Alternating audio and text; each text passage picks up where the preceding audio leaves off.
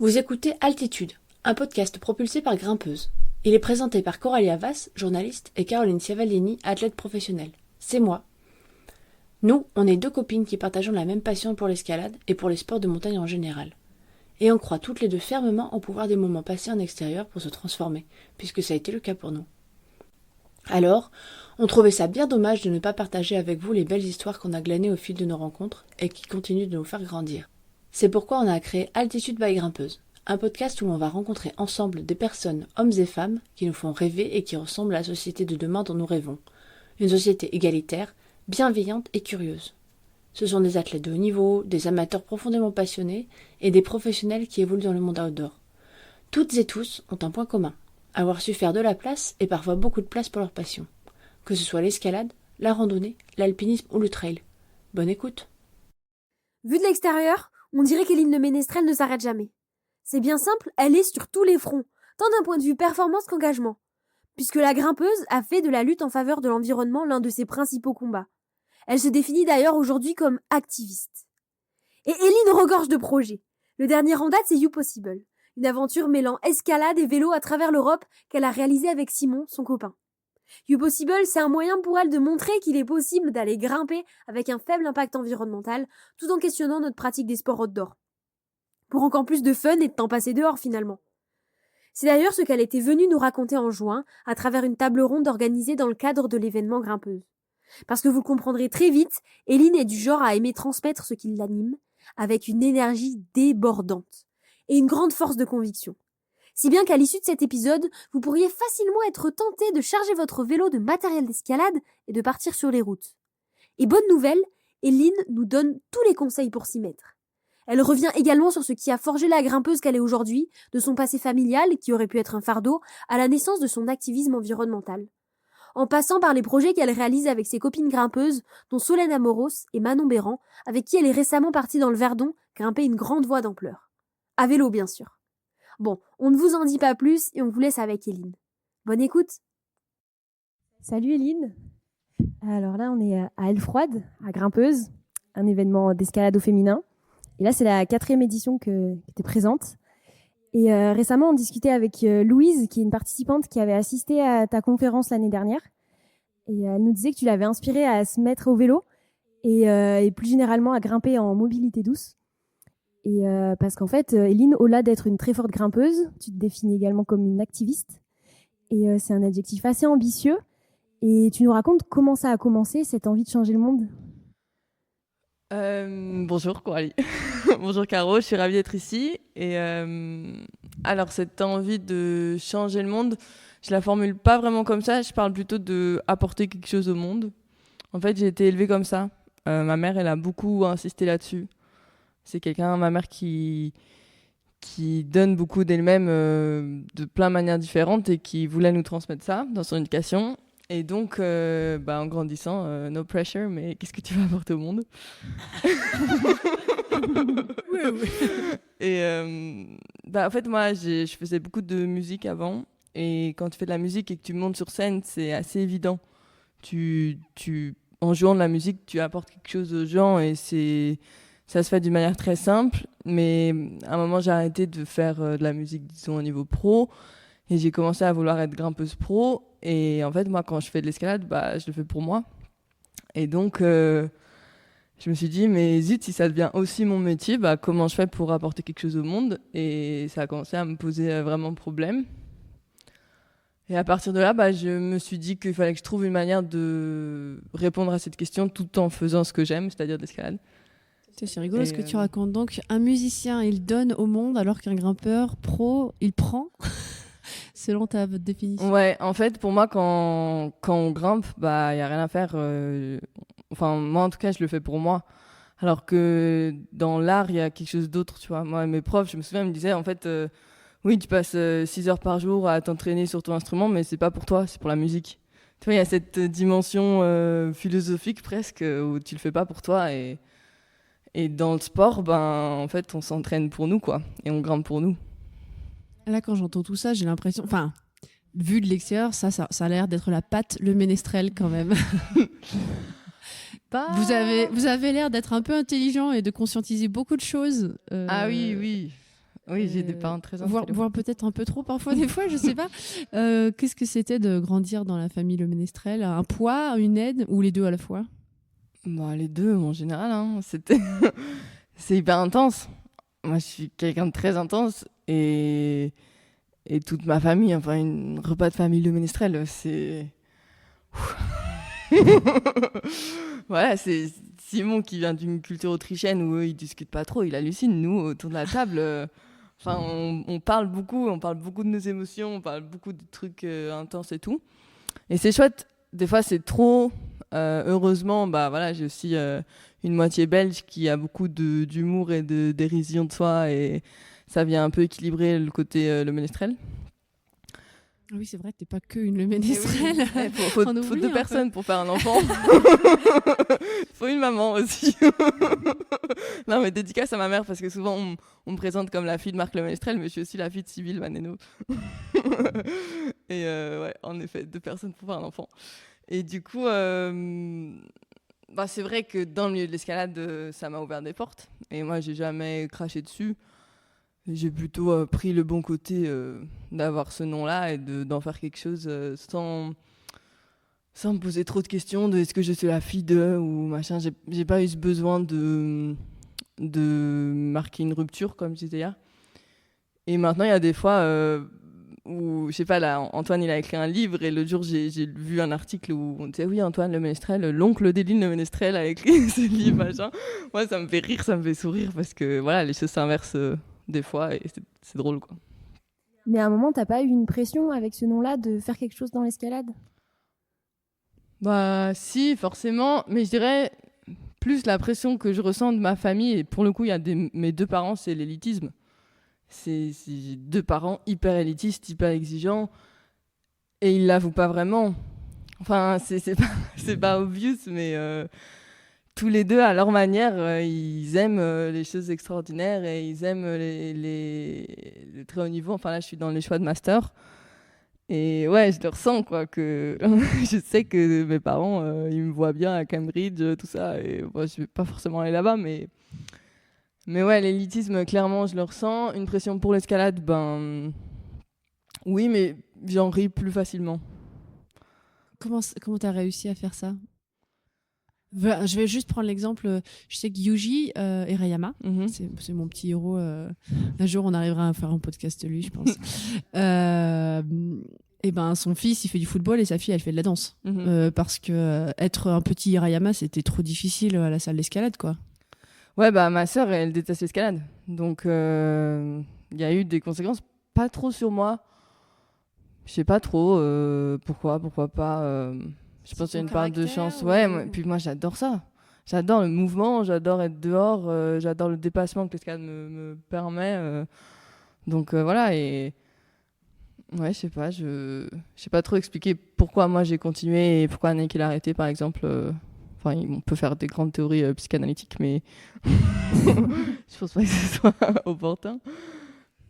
Et je trouve ça intéressant parce que tu dis que tu as grandi dans une famille où c'était l'élitisme qui était important, donc un petit peu aussi la notion de performance peut-être. Et il y a 3 semaines à Grimpeuse Paris, tu nous disais, tu nous présentais ton approche Looking at the Walls, qui est selon moi plus une approche contemplative que dans la performance. Est-ce que déjà tu peux nous expliquer ce que c'est Looking at the Walls? Oui, alors j'aime bien dire que c'est ma devise en escalade, que j'ai envie de... I want to look at the walls before I climb them. Et ça veut dire de prendre le temps de savoir qu'est-ce qu'on grimpe, quel est ce mur, de quoi il est fait, qu'est-ce qu'il y a derrière, qui habite là, quels autres vivants en ont besoin, etc. Et clairement, c'est l'exemple d'apprendre... Là, on n'est pas fort naturellement. Moi, ma tendance naturelle, c'est de faire plein de trucs, de les enchaîner hyper vite et tout ça.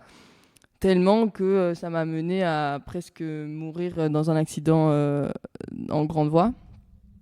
Pas que pour ça, mais en partie parce que j'allais trop vite et j'avais pas assez peur et je prenais pas assez le temps. Et donc, forcément, ça m'a secoué. C'est un peu sévère quand même, l'escalade. Quand tu fais une erreur, tu peux vite prendre cher. Et donc... ouais, c'est une devise que j'ai trouvée pour me rappeler que moi, ce que j'aime en escalade, c'est aussi prendre le temps de connaître un rocher, tout ce qu'il y a autour, et pas juste de les consommer et d'aller d'une paroi à l'autre, d'un projet à l'autre le plus vite possible, quoi. On peut résumer ça par grimper en pleine conscience, en quelque sorte. Oui, après, pleine conscience, ça a peut-être des connotations un peu trop, je sais pas, méditatif et tout. C'est plus vraiment c'est un rapport au temps différent. C'est un autre rapport au temps qui passe par regarder où on est, comprendre où on est. Et est-ce que t'as pas l'impression de te mettre peut-être des freins à cette tendance naturelle d'aller vers du toujours plus ? Si, clairement, c'est une lutte contre moi-même permanente. Que tu as démarré après ton accident, donc. Bah, depuis toujours, en fait, mais j'en ai fait trop.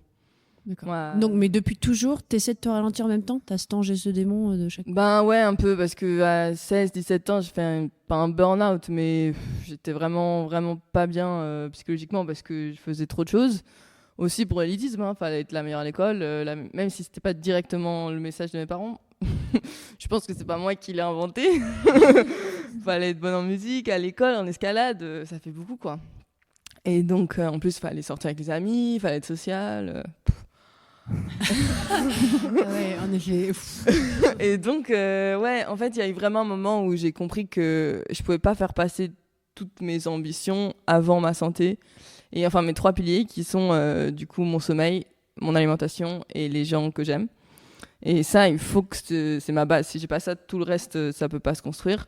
Après, Mais ça, t'es pas à 10 ans, t'avais pas construit ces 3 piliers. Il y a un moment où t'as conscientisé ça. bah, j'ai compris que je devais apprendre ça à 16 ans. Après, j'ai pas réussi. J'y travaille depuis que j'ai 16 ans, quoi. Enfin, ça fait 10 ans. Je m'améliore, mais j'ai pas les clés. Ouais, donc, oups. Je sais plus c'était quoi la question. Moi non plus, on s'est perdu dans le Ah prendre, oui, est-ce que... prendre le temps de tout. Ouais, est-ce qu'il y a pas... Je vais contre ma tendance naturelle. Oui. Après, je pense que c'est une tendance aussi acquise par justement cet élitisme, même socialement. Il y a plein de choses qui nous poussent à faire le plus possible dans la quantité et pas dans la qualité. Et moi, j'ai appris que c'est pas ça qui me rend forcément le plus heureuse ou qui me permet d'apporter le plus au monde, surtout, ou de trouver du sens à ce que je fais. Donc je pense que c'est une lutte intérieure, certes, mais qui vaut le coup. Et tu dis que tu travailles depuis que tu as 16 ans, donc ça fait 10 ans. Donc j'imagine qu'en 10 ans de travail, tu as développé des petites astuces pour ralentir, en quelque sorte. Tu peux nous les partager ? Oui, il y a des trucs très concrets, hein, genre quand je planifie mes semaines, bah, j'essaye de planifier une demi-journée où je compte pas dessus. C'est-à-dire je peux pas compter que je vais grimper, ni que je vais, je sais pas, travailler ou faire un truc. Je la garde complètement libre. Après, si j'ai hyper envie d'aller grimper, bah, j'y vais ou machin. Mais donc, tu planifies tes semaines. Ah oui, non, clairement. Ça, c'est un truc avec le repos. Faut le planifier, sinon on se repose pas. Enfin, moi, en tout cas. Ouais, non, mais il y a quand même plein de gens. Enfin, à 26 ans, je pense, à 26 ans, moi, mes semaines, c'était un peu, bon, qu'est-ce que je fais aujourd'hui Enfin, après, c'est aussi, j'arrivais dans une phase où j'arrêtais la compète et je faisais que de l'outdoor. Et du coup, c'était un peu, bon, je vais faire quoi comme entraînement aujourd'hui ? Oh, j'ai le temps d'un café, tralala, tralala. Enfin, là, avec du recul, non, t'en es pas là du tout, on dirait. Non, j'ai l'impression que pas que je cours après le temps. J'aurais dit ça avant, tu vois, là, j'ai un peu changé ma relation au temps, mais que j'ai toujours trop de choses à faire comparé aux 24 heures de la journée. Mon rêve depuis toujours, c'est de pouvoir mettre pause au temps, quoi. Mais du coup, quand tu dis trop de choses à faire, c'est quoi ? Il y a l'escalade, mais il y a quoi d'autre ? Ouais, raconte-nous ta vie, en fait. Bah, il y a l'escalade, il y a You Possible, ça prend beaucoup de temps. Là, cette année, Tu peux développer ce que c'est ? Oui, c'est mon projet principal depuis 2 ans. Donc, c'est U pour Utopie et Possible pour se les réapproprier. Et donc, en fait, on est des crash tests avec Simon et on part de villes d'Europe. On va grimper à vélo sur le temps d'un week-end pour se mettre à la place des gens qui habitent dans ces villes et voir si c'est possible d'aller grimper à vélo. Mais voilà, cette année, on a 9 étapes. À chaque étape, on va faire une grande voie. On essaye de jouer le spectacle qu'on a monté dans les villes, plus de se mettre en contact avec des locaux. Enfin, c'est beaucoup d'organisation, déjà, toutes les étapes. Après, bah, y a tout ce qui est gestion des sponsors et tout. Bah, tu connais, Caro, ça prend du temps, en fait. C'est un travail et c'est pas toujours un travail très plaisant je sais pas, j'ai l'impression que souvent on doit demander et justifier pourquoi on demande et pourquoi ce qu'on fait ça a du sens et pourquoi c'est bien et tout. Et moi, ça me prend quand même du temps. Et après, il y a... Qu'est-ce que je fais d'autre ? T'as ce combat entre savoir complètement que ce que tu fais a du sens, mais en même temps avoir des gens qui le challenge tout le temps, ou quand même derrière toi c'est plus ou moins acquis?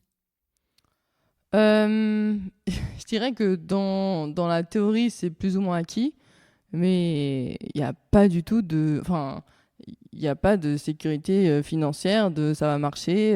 Enfin, tu vois, il faut toujours être là à l'affût de voir comment financièrement on peut faire marcher le truc.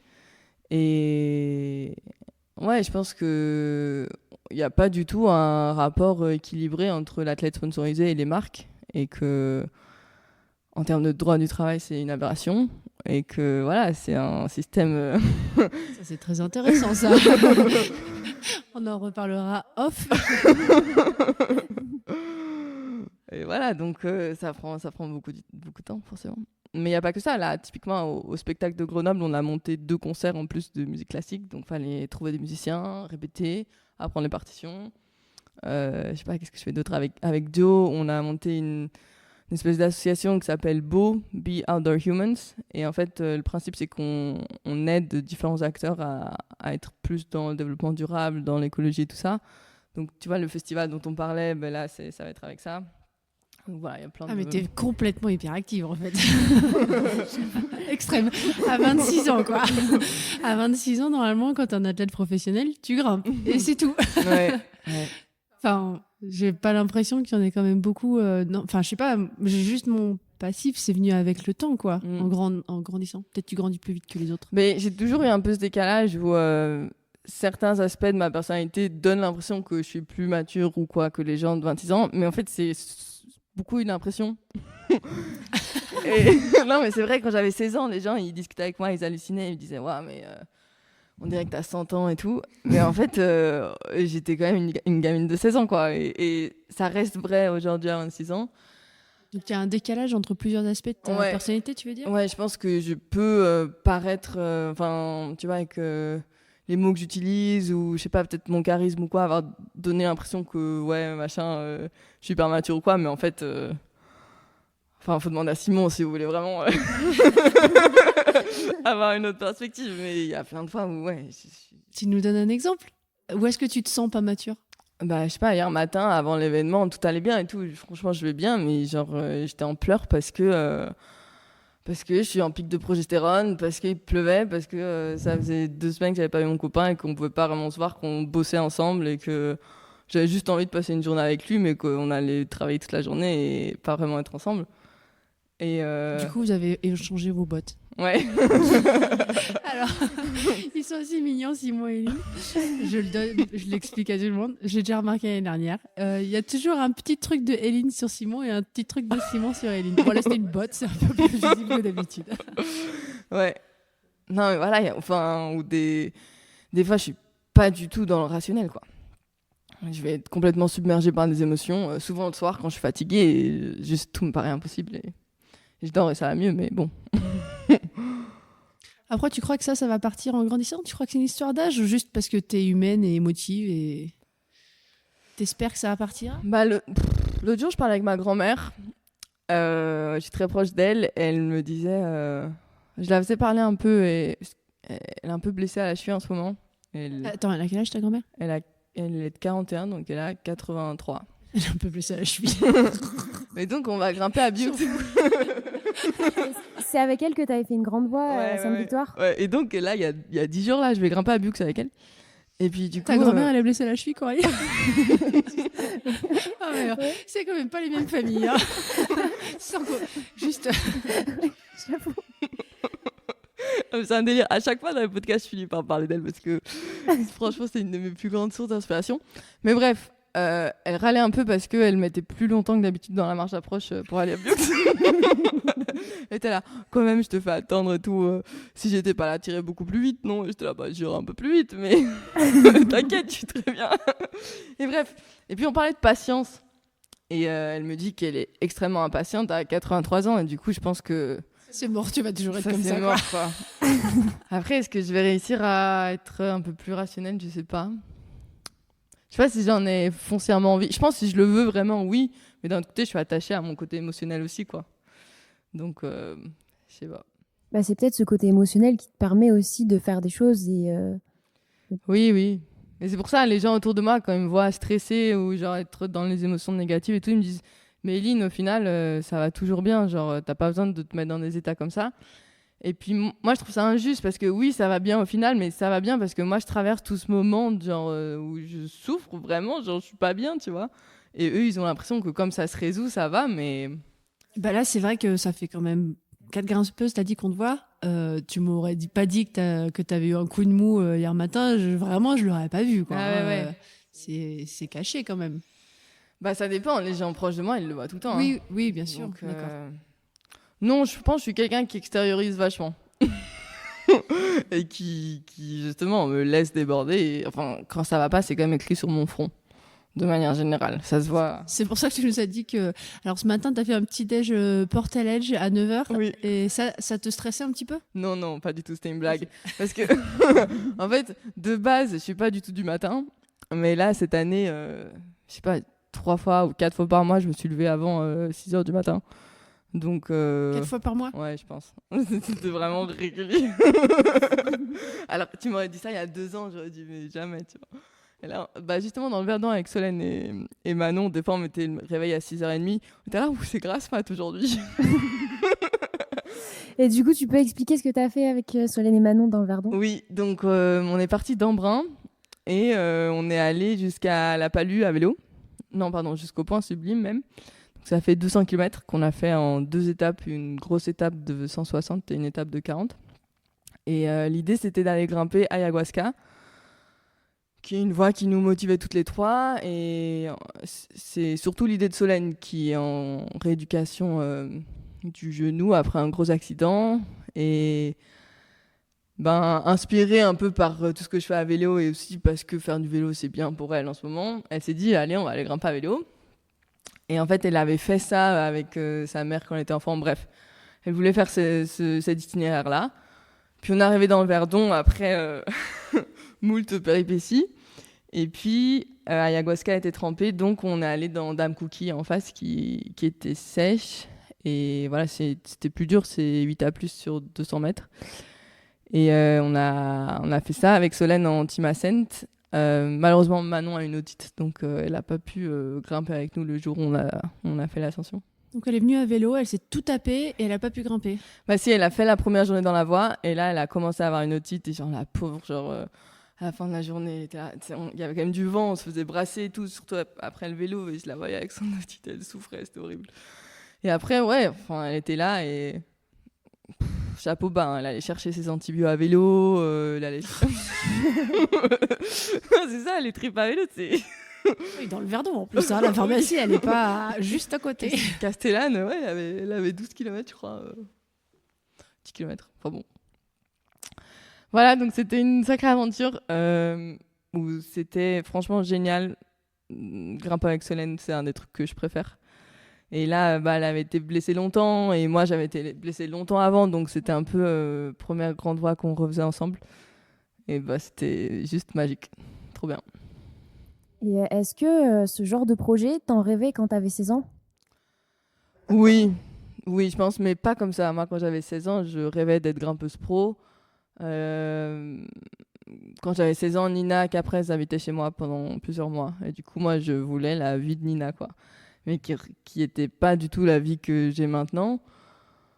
Enfin, je sais pas, mais pour moi, ça ressemblait plus à voyager autour du monde, faire que des trips d'escalade à peu près. Et... Enfin, tu vois, je me rendais pas vraiment compte de ce que ça voulait dire être pro en escalade. Mais je pense qu'aussi, c'était peut-être un peu ça. Ça a vachement changé, ce métier. Il y avait beaucoup moins de... Enfin, je suis pas dans la peau de Nina, mais il me semble qu'il y avait beaucoup moins de pression de sponsors. C'était beaucoup voyager à travers le monde et grimper. Ouais. Il y avait pas du tout de pression environnementale non plus. Très peu de conscience environnementale. Ouais. Et pourquoi tu penses que ça a changé le côté pression sponsor, c'est quoi qui est différent maintenant ? Pourquoi on a plus de... Enfin, pas plus de travail, mais pourquoi c'est différentes facettes ? Ah, grande question. Ah oui, quand on fait un podcast avec le Ménestrel, on finit souvent par devoir répondre aux questions. Je t'avais pas prévenu. T'étais pas prête, hein ? Et il me semble que déjà avant il n'y avait pas de réseaux sociaux. Il n'y a pas si longtemps. Même quand Nina elle a 2 ans de moins que moi je crois. Et du coup c'était plus tu pars en voyage, tu fais des belles photos, des belles vidéos et tu ramènes un article. Donc tu avais beaucoup plus de temps en fait. Parce qu'un article il faut être un peu posé, tu vois, c'est pas tous les jours sur ton téléphone. Il y a ça déjà. Et puis peut-être qu'il y avait moins d'athlètes pro. En plus, Nina, c'était je dirais presque la première fille à le faire. Et aussi les athlètes étaient moins à la place. Non, et c'était pas les créateurs de projets. Ils faisaient. Et il y avait des cinéastes qui s'occupaient de tout le film et tout. Et maintenant, on met un peu plus les doigts derrière. Je sais pas. Je dirais qu'il y a plus de pression, moins d'argent. L'économie, c'est quand même tendu depuis. Et clairement moins de budget qu'il y a 10 ans, quoi. Je suis pas sûre qu'il y ait moins de budget, mais il y a le même budget, presque le même budget pour beaucoup plus de grimpeurs. Donc, bref, globalement, moins de budget. Ou on construisait le métier, quoi. Non, mais là, je sais pas. Il faut réfléchir un peu mieux que moi. Et parce que du coup, là, pour comprendre un petit peu ce que tu fais, tu nous parlais de la grimpeuse pro, tu parlais aussi de master au début de l'épisode. Ta vie, c'est quoi? Comment est-ce que tu articules tout ça et comment tu vis de ça? Parce que c'était projet avec un S, hein, donc... Ouais. Moi, en fait, j'ai fini ma licence en juin 2023, donc licence il y a 1 an. En sciences et humanités. C'est du transdisciplinaire. C'est un miracle qui existe à la fac de Marseille où en fait on mélange plein de trucs. C'est trop chouette. Allez voir cette licence. Et c'est celle où il y a Baptiste Morisot qui enseigne. C'est ça. Quand il vient en cours, c'est une star. C'est qui? Pardon. Oh non, Caro, ça. Ah non, je ne sais pas du tout qui c'est. Vas-y, je te laisse expliquer. C'est un philosophe. Aucune chance que je sache qui c'est. Mais c'est un philosophe du vivant, je pense, c'est comme ça qu'il se définit. Et en gros, il a théorisé une grosse partie du mouvement actuel de se reconnecter au vivant, de décloisonner, de déconstruire le côté. Il y a l'humain d'un côté, le reste de la nature de l'autre. Et c'est quelqu'un qui est très à la mode dans le milieu intello, bobo, écolo, quoi. Ouais. Et on l'adore, hein, il est super, mais bon, c'est une star et il vient pas nous donner cours. Donc, il vient pas? Il est venu quelques fois, mais il est pas venu à tous les cours. On l'a un peu de travers quand même. Okay. Mais les cours où il était là, c'était génial. C'était génial. Et il y avait quoi dans cette licence comme contenu? Alors, c'est pas organisé par matière, mais par thème d'enseignement. C'est ça la différence. Donc, on va pas avoir des cours de philo et des cours de maths. On va avoir un cours qui s'appelle Logique, Langage, Calcul sur 3 ans.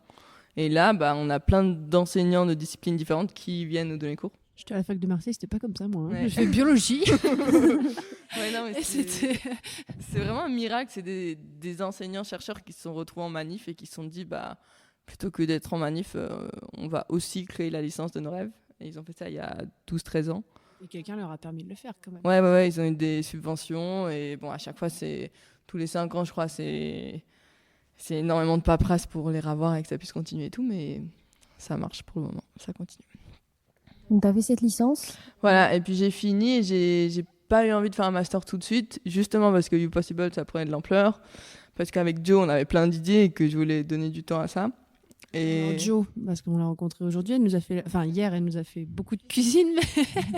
Tu nous racontes Joe? Joe, c'est mon italienne préférée et c'est du coup une de mes meilleures amies qui, en fait, elle a un don social, je dirais. Elle connecte avec les gens d'une manière absolument géniale et très rapide. Et elle est aussi très engagée dans tout ce qui est écologie.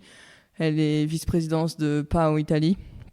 Vice-présidente, de PAO Italie. Et mon premier projet d'activiste, je l'ai fait avec elle et d'autres filles. Et c'est comme ça qu'on s'est rencontrés. Et depuis, on s'est pas lâchés. En fait, nos cerveaux, ils marchent ensemble. Peut-être un peu comme vous deux, où genre, quand tu trouves quelqu'un avec qui tu arrives à travailler et que c'est fluide et que ça marche bien, et en plus, ça devient quelqu'un de super proche, ça, c'est Joe et moi, on est un peu inséparables. Et ouais, du coup, on a plein d'idées pour, en gros, que le monde de l'outdoor soit à la hauteur de ses valeurs. Et après, extrapoler ça à d'autres secteurs. Wow. Rien que ça. Apprends petit à que le monde de l'outdoor soit à hauteur de ses valeurs. C'est déjà un beau challenge. Et en plus, on va plus loin. Cool. J'ai envie de rebondir sur un truc, même si on est hors script complètement, quoi. Allez. Fallait s'y attendre avec Eline. Tu nous parles beaucoup de filles, là. Solène, Jo. Bon, il y a quand même Simon, clairement. Mais pourquoi des filles tout le temps dans tes projets-là? Bah, c'est super de travailler entre meufs et... Tu n'as pas besoin de me convaincre, mais... Tu fais l'effort de faire des projets entre filles ou ça se fait vraiment juste toute seule? Là, ça se fait tout seul. Il y a un moment où j'ai dû faire l'effort de déconstruire le côté quand on est entre meufs, on va se crêper le chignon ou être en compétition. Et Est-ce que tu venais de ça? Oui, je pense que c'est une pensée qu'on nous a transmise, surtout dans le milieu d'escalade. Enfin, moi, je te rejoins à 100%. Le nombre de fois où j'ai dit moi-même que je préférais grimper avec des mecs parce qu'avec les filles c'était trop compliqué. Et puis un jour, j'ai réalisé que je disais ça parce que je l'avais entendu un peu partout et que petit à petit, je m'étais approprié cette idée sans vraiment savoir pourquoi. Puis je me suis dit, si j'arrêtais de le dire déjà, est-ce que je pourrais arrêter de le penser? Et il y a vraiment... faut faire attention avec ces trucs qu'on dit comme ça sans vraiment savoir d'où ça vient parce que c'est clairement un truc que j'ai déconstruit et j'ai réalisé que pas du tout, c'est écrit nulle part que parce qu'on est entre filles, ça doit être plus compliqué ou plus... je sais pas, plus de compète, tout ça. J'ai vraiment l'appareil, je me rappelle vividement mes entraîneurs, qui étaient que des garçons. Hein, parce que de toute façon, quand tu regardes le paysage d'entraîneurs, 98% de garçons, qui me disaient c'est plus dur d'entraîner les filles, d'emmener les filles en compète parce qu'elles se crêpent le chignon. Et tu l'entends, et toi, t'as quoi, 14 ans. Donc forcément, vu que c'est des entraîneurs, ils ont un sacré ascendant sur toi.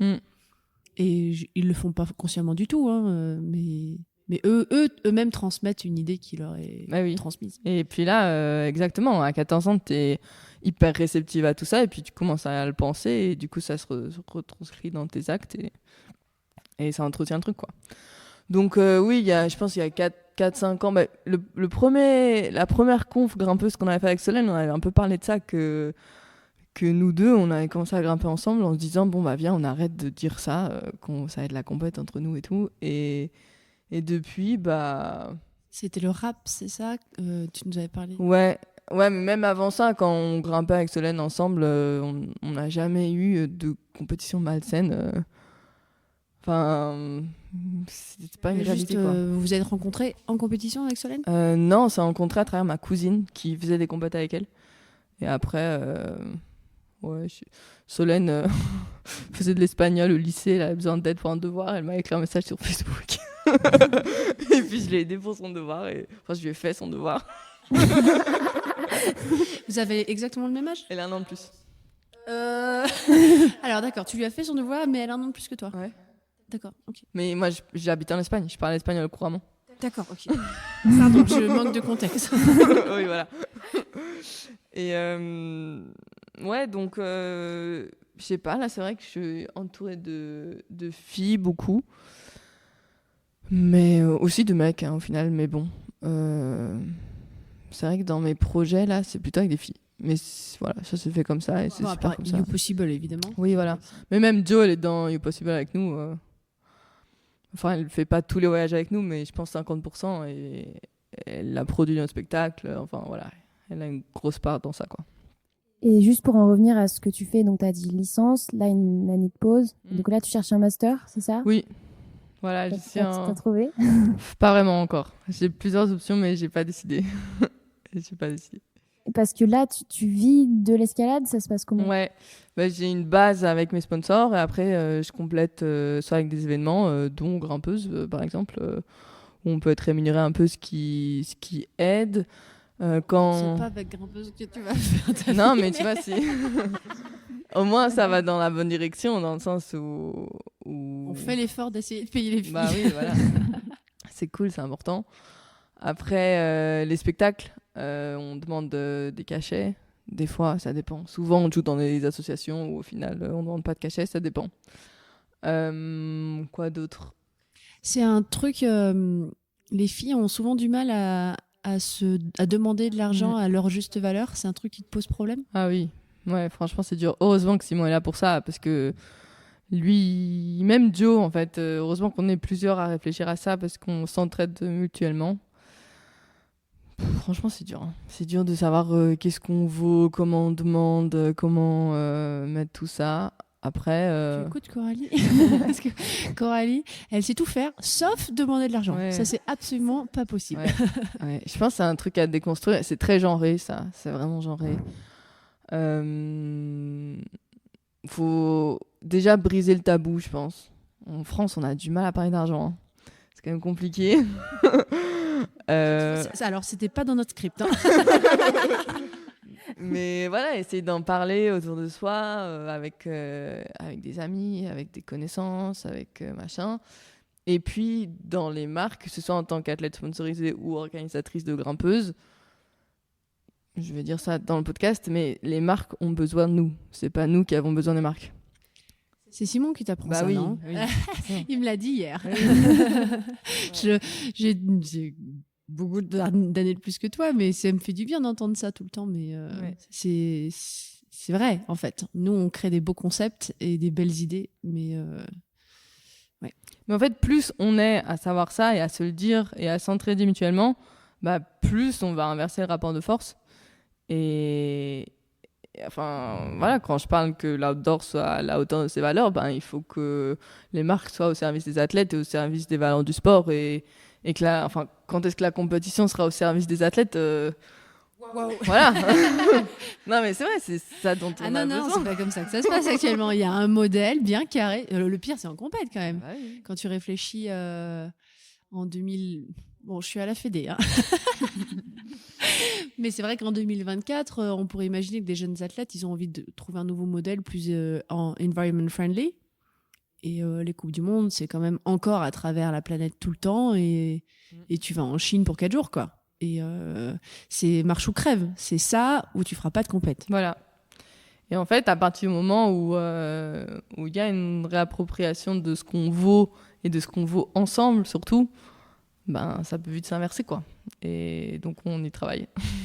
Mais c'est difficile sur des jeunes athlètes de les fédérer, de les faire réfléchir, alors que eux, ils ont la tête dans l'entraînement, ils ont pas tous grandi, quoi. Ils ont un corps qui marche très bien, ils sont très forts mentalement, mais c'est des bêtes de compétition. Après, de réfléchir de les faire ouvrir les yeux sur le monde plus lointain.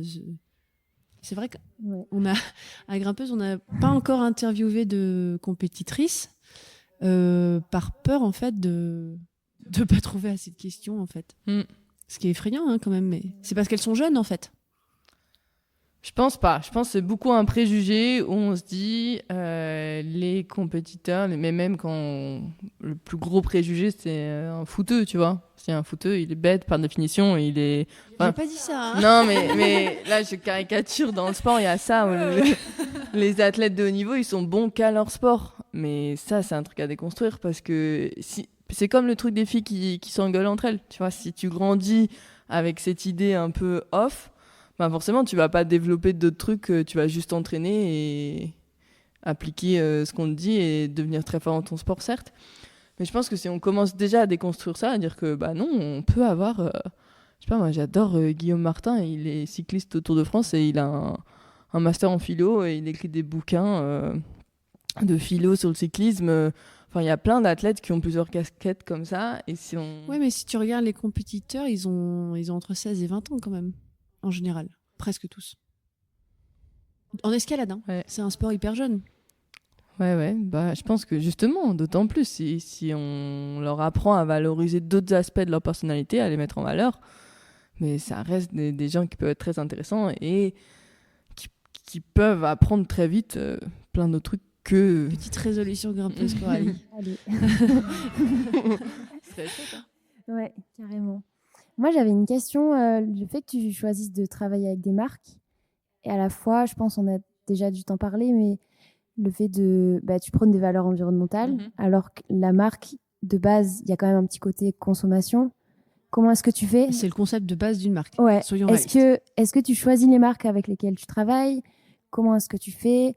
Et comment est-ce que tu gères aussi ce petit côté, cette petite contradiction peut-être ? Oui, alors je choisis, certes. Déjà, à dire c'est le concept de base d'une marque, oui et non. C'est un modèle dans un système économique en particulier. Il y a d'autres manières de faire du business. Tout basé sur la consommation, c'est pas obligé de faire ça. Bon, c'est le status quo, c'est ce qu'il y a de plus. Mais c'est pas la seule manière de faire. Mais par contre, les marques avec qui je travaille, oui, elles ont encore une grosse partie, un gros pied dans ce système-là. Moi, je pense qu'il y a des gens derrière la marque qui ont envie d'avancer, mais ils sont presque souvent coincés dans le système. Il faut réussir à déconstruire un énorme système qui fonctionne sur des actions, Bah justement, ça c'est un point clé. Typiquement, moi, je suis sponsorisée par Saleva. C'est une entreprise familiale où il n'y a pas un gros groupe d'actionnaires derrière. C'est-à-dire que toute l'entreprise, elle appartient à une famille. Donc, ça fait une grosse différence en termes de prise de décision qu'un groupe comme une marque comme Artérix où tu as un gros groupe avec des actionnaires internationaux derrière qui, en effet, font que les dirigeants de la boîte ont les poings liés. Donc ça, oui, mais même si Saleva, parce que Saleva, c'est aussi Wild Country. Mm-hmm. Donc moi, je suis sponsorisée par Wild Country. Donc, même si en théorie, ça fait une grosse différence, en pratique, ils ont à se battre contre d'autres... Enfin, parce que c'est des paires de marché quand même. Ils sont à se battre contre d'autres marques qui n'ont pas de famille en tête. Et du coup, ils ont a priori les mêmes armes. Oui, d'un autre côté, on est dans un monde avec des ressources limitées. Si les entreprises elles trouvent pas une manière de pas dépendre d'une consommation illimitée, bah elles vont pas marcher sur le long terme. Et il y a cette conscience qui commence petit à petit, surtout quand tu regardes les entreprises alimentaires, qui commencent à comprendre que si on n'arrive pas à régénérer les sols, ils vont plus pouvoir produire et de toute façon ils vont plus pouvoir gagner de l'argent. Et donc ça vient tout doucement dans les entreprises de textile et tout ça. Après, moi, le pari que je fais, c'est de les emmener avec moi. Donc forcément, il y a une partie de mon image qui va être utilisée pour vendre plus et d'une manière qui, moi, me parle pas. D'un autre côté, moi aussi, je vais utiliser une partie de leur visibilité pour que mes idées aient plus de reach, qu'elles soient mieux diffusées, etc. Ça me donne une certaine crédibilité aussi. Et voilà, je pense que je les utilise autant qu'ils m'utilisent, qu'ils savent ça très bien. D'un autre côté, ils me soutiennent aussi pour qui je suis. Et typiquement, j'étais invitée à un événement en avril et c'était organisé par une influenceuse. Et puis qui me dit « Ah, Eline, il faudrait que tu m'envoies ce que tu vas dire à l'événement parce qu'il faut que je l'envoie à Saleva qui valide. » Moi, je lui ai dit « Non, mais Saleva, ils savent très bien qu'ils me payent en partie pour que je dise ce qu'ils n'ont pas envie d'entendre. » Ou en tout cas, les gens dans Saleva qui ont décidé de m'embaucher, ils savent ça très bien, donc t'inquiète, genre, t'as pas besoin de leur envoyer un script, tu vois. Et ça, c'était très important pour moi de savoir que j'avais cette liberté-là, et aussi de voir que... Ça fait partie de ta discussion quand t'es entrée chez Saleva ? Oui, je dirais quand ça s'est... Pas dans mon premier contrat, mais quand on a rénové mon contrat, on l'a écrit dans le contrat, carrément. Et la première page de mon contrat, ça en fait partie. Et c'est pour ça que quand je dis qu'il y a des trucs, des pions à jouer là-dessus, c'est à partir du moment où c'est écrit là-dedans, une partie de mon job d'athlète, c'est de dire ces choses-là et de voilà, être disruptif. Et aussi, c'était important pour moi de savoir que les gens haut placés dans la boîte, enfin les gens de la famille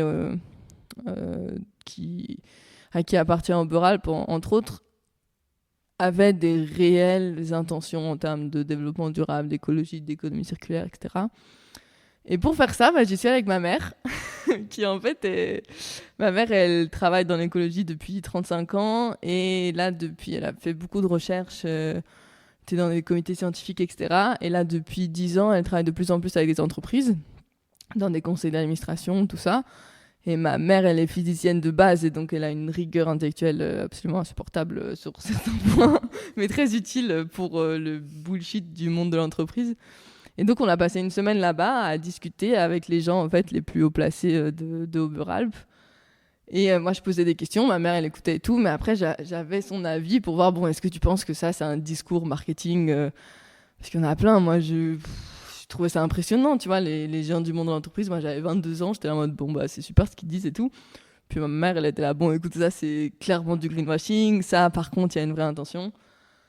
Et donc, après cette semaine, j'ai décidé que je voulais bien que mon image soit rattachée à eux, en pleine conscience de leurs défauts. Hein, et on va voir où ça nous mène.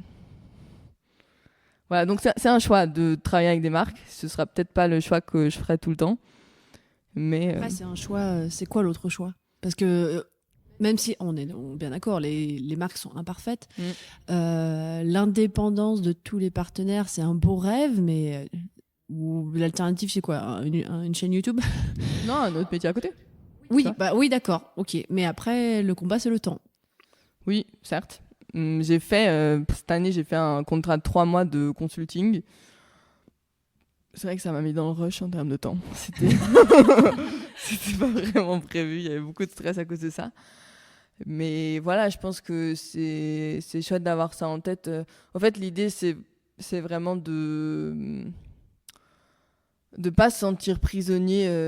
Moi, j'ai pas envie d'avoir ce ressenti que j'ai besoin des sponsors et que du jour au lendemain, ils me lâchent et j'ai plus rien, tu vois. Et donc, comment faire pour pas être là-dedans?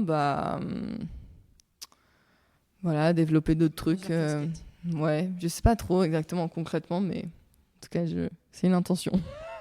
Mais parce que toi, tu te vois avoir un autre métier et faire autre chose. Ah, mais quand t'es athlète professionnel, il faut forcément avoir anticipé un tout petit peu, là. Ouais. Sinon... Mais est-ce que tu t'imagines entre anticiper et t'imaginer vraiment le faire si on te dit demain, t'as un autre métier, tu grimpes à côté? Ouais, j'ai toujours fait ça en fait. Enfin, là, cette année, c'est la première année où j'avais pas d'études à côté. Mais bon, au final, pendant 3 mois, j'ai bossé à côté. Et même là, avec Joe, enfin, il y a plein de trucs d'activisme qu'on fait où c'est du taf. On n'est juste pas payé, mais c'est du taf, quoi. Donc j'ai toujours fait oui, ça. je vois bien. Oui. Ouais.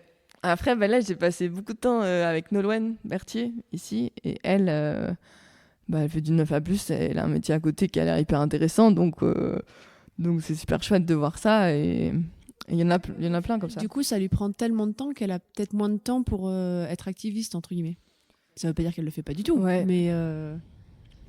dans son métier, elle est activiste, en fait, d'une certaine manière. Donc, elle l'a résolu comme ça.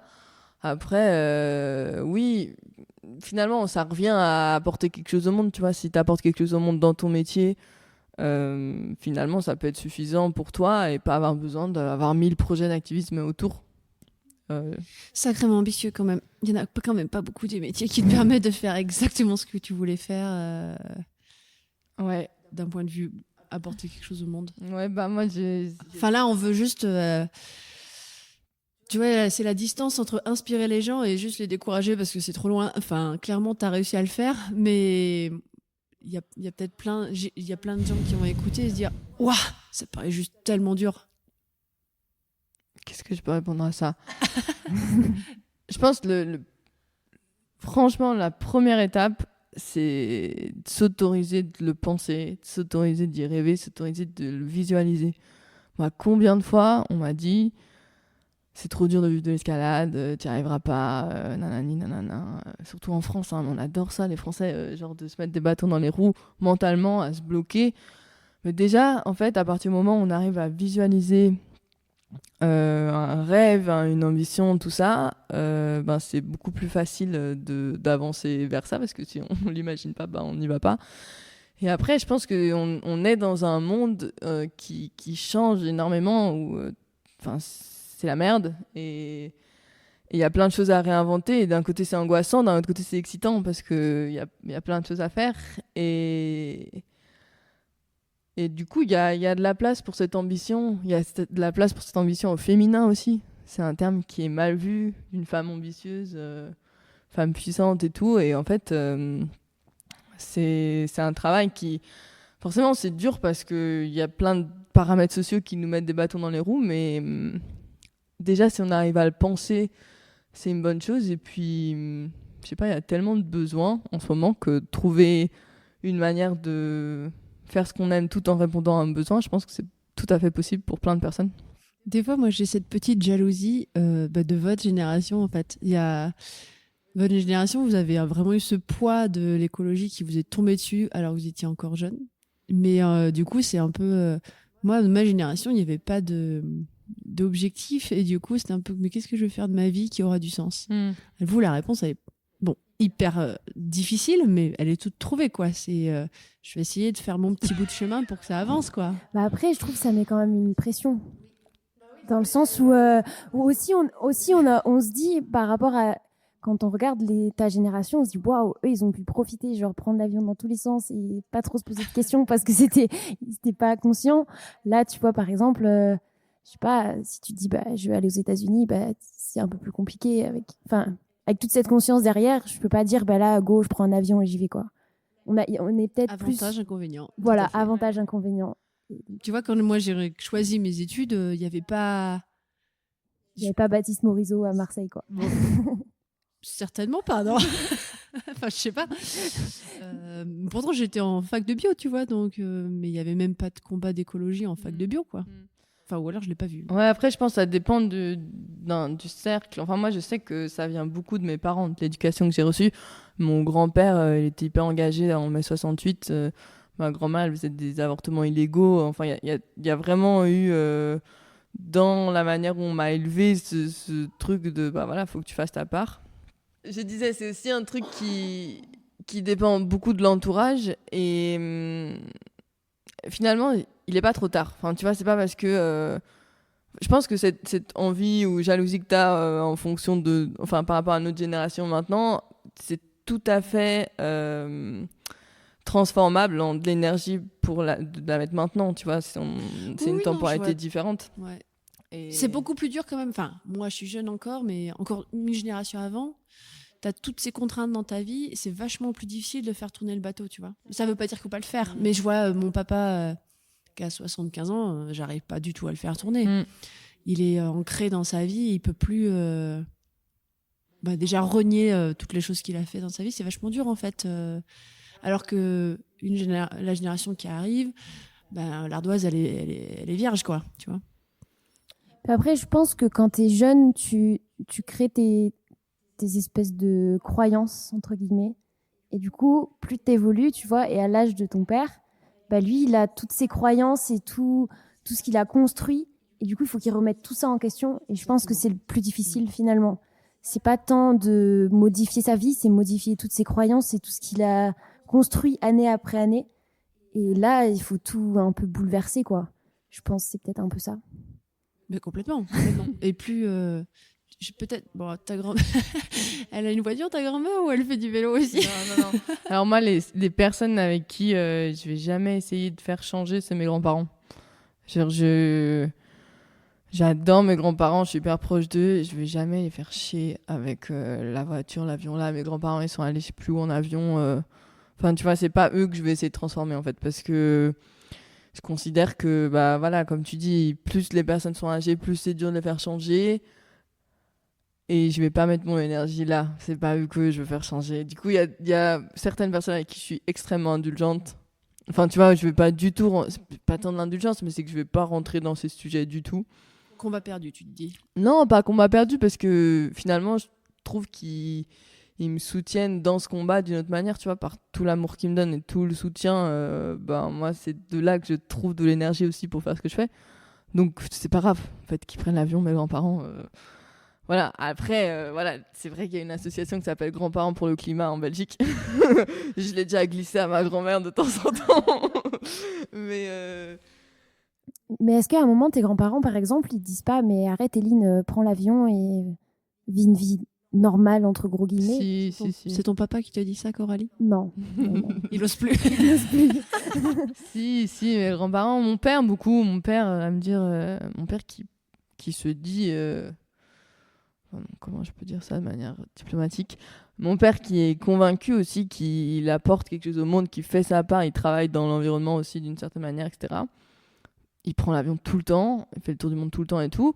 Puis il me dit ouais, Eline, viens faire un stage à Singapour, machin et tout. Moi je suis là, papa, non, genre je veux pas faire ça. Et ça fait des discussions intéressantes. Je trouve qu'avoir pris des décisions claires et nettes, comme je prends plus l'avion, ça me facilite les choix d'une manière absolument magique que j'avais pas anticipé. C'est trop chouette. Mais tu doutes jamais? Si, tout le temps. Alors là, ça, franchement, cette idée que... Ça, c'est mon petit prochain combat, tu vois, c'est d'inscrire dans dans les contrats d'athlètes que les athlètes aient le droit de faire ces choix-là et que les marques les supportent officiellement. Et ça paraît évident, mais c'est pas si évident. Bah, c'est une super idée. Ouais. Et comment tu fais quand tu doutes pour arrêter de douter? Déjà, douter, c'est le contraire de s'en foutre. Donc, j'arrête pas forcément de douter. Et donc, des fois, t'as pas envie de t'en foutre? Ouais, non. Enfin, ça dépend. Ce serait pratique quand même d'aller aux US pour 3 jours. 3 jours, c'est un peu trop court quand même. Non, mais voilà, Simon et moi, on habite à 1500 km et des fois, rien que prendre l'avion Marseille-Munich serait bien pratique. Mais bon, je le fais pas. Je pense que c'est marrant parce que hier à notre atelier, James, notre atelier écologique, il a mis sur la table le besoin du monde d'être heureux. En fait, en disant que finalement, un de nos objectifs, c'est que le plus de monde possible soit heureux. C'est son petit dada de base. Et ça a créé une vraie discussion. Moi, je pense pas que mon bonheur à moi passe avant d'autres choses, forcément. Alors, je dis pas que... Je sais pas, j'ai pas exactement la réponse, mais j'en suis pas sûre. C'est cette hégémonie du bonheur où il faut absolument qu'on soit heureux et tout... moyen, déjà. Il y a des choses qui, moi... Il y a des plaisirs plus profonds que le bonheur, d'une certaine manière. Je sais pas, je pense au sens, par exemple.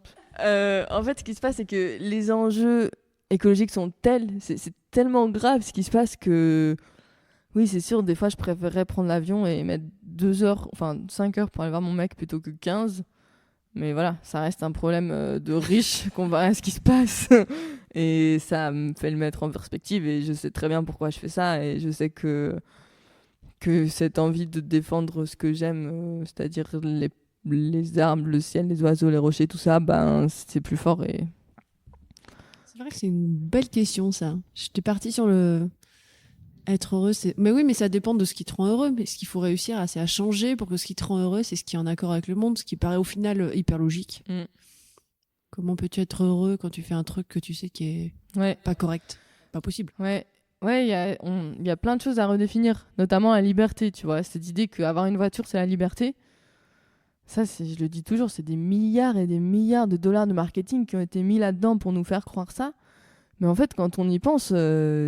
La liberté, c'est bien plus large que ça. C'est pas du tout posséder quelque chose qui nous permet d'aller de A à B sans effort, en dépendant d'une énergie fossile. Et donc, en fait, si je reste dans ce paradigme, je peux me dire, bah voilà, en me déplaçant à vélo, bah, j'ai moins de liberté que si je me déplaçais en voiture. Si on change de paradigme, bah, il faut 300 millions d'années pour créer le pétrole et il faut juste...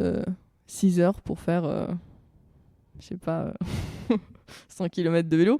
Donc, là, tu vois, il y a plein de concepts de base qui nous animent, comme la liberté, l'émancipation, tout ça, qu'on peut redéfinir pour après trouver du sens différemment, quoi. Je vois pas comment je vais te poser une question intelligente après ça. Mais après, il y a aussi ce côté où tu parles d'action individuelle là pour l'instant. Et quand on dézoome, les actions individuelles, c'est une petite goutte dans l'océan de ce qu'il faudrait faire. Et parfois, c'est un peu difficile de continuer d'y croire et de continuer d'agir quand on a conscience de ça, quand on dit, bah, oui, si moi je prends pas l'avion, ok, mais il y a des personnes qui vont le prendre plusieurs fois par an, plusieurs dizaines de fois par an. Et est-ce que tu te sens pas impuissante par moment? Alors juste pour qu'on culpabilise personne, parce que oui, bien sûr. Je suis la première à lever la main. Moi, je ne prends plus l'avion par choix, mais j'ai compté une année avant. J'ai fait 50 avions en un an. Voilà. Donc, je crois que l'objectif de Grimpeuse, c'est surtout de culpabiliser absolument personne. C'est juste d'essayer de pousser tout le monde à réfléchir comment on peut s'améliorer un tout petit peu. Voilà. Et je pense que faire un virage en 180 degrés, il y a des gens qui en sont capables, mais pas beaucoup. Mais peut-être petit à petit aller vers un chemin plus propre, on en est tous capables. Alors s'améliorer un tout petit peu, ça va pas suffire. Je suis désolée, mais on n'en est plus là. Ça, on a dû faire ça dans les années 50. Et donc en fait, l'urgence est trop grande. Par contre, tout remettre sur le dos des consommateurs, des individus, des grimpeurs qui vont grimper en voiture ou en avion, c'est hypocrite. On a besoin d'un changement individuel et institutionnel, c'est les deux ensemble. Et il y a la place pour chacun de agir sur l'un, sur l'autre, sur les deux, d'une manière qui fonctionne bien pour lui, en fonction, pour elle, en fonction du temps, des ressources et tout. Moi, souvent, j'aime bien parler de différentes actions. Il y a des actions qui prennent 2 heures et puis c'est fini. Changer de banque, typiquement. C'est ponctuel, ça a un impact énorme, ça se fait en une fois. Mais en fait, placer son argent dans une banque écolo, ça a vraiment un gros impact. Tu nous donnerais des noms de banques écolo? Oui. Moi, personnellement, je suis à la Nef. C'est une super banque en termes qui ne finance que des projets qui ont du sens par rapport aux défis écologiques. Sinon, la banque postale, c'est bien aussi. Oui, j'aurais pas. Je suis à la banque postale, mais alors c'est complètement par hasard. Ouais, non, c'est pas mal. En termes de banque, je dirais standard, enfin connue, c'est une des mieux en France. Il y a un nom, c'est quoi la nouvelle là où il y a Seb et tout? Faut regarder. J'ai pas d'autres noms en tête là, mais taper banque éthique sur Google. Il y a un super rapport d'Oxfam dessus qui compare les différentes banques. Donc voilà, ça c'est une action qui se fait en 2 heures. Et c'est vrai qu'on n'y pense pas. Et c'est hyper important en fait. La question où va l'argent, qu'est-ce qu'on finance? Est-ce qu'on continue à financer des oléoducs et des projets pour extraire des énergies fossiles? Et après, il y a des actions qui peuvent se faire un peu au quotidien, comme réduire notre consommation de viande ou l'utilisation de la voiture. Il y a des actions qui se font à nouveau en une fois. Aller voter le 30 juin. Élection législative en France.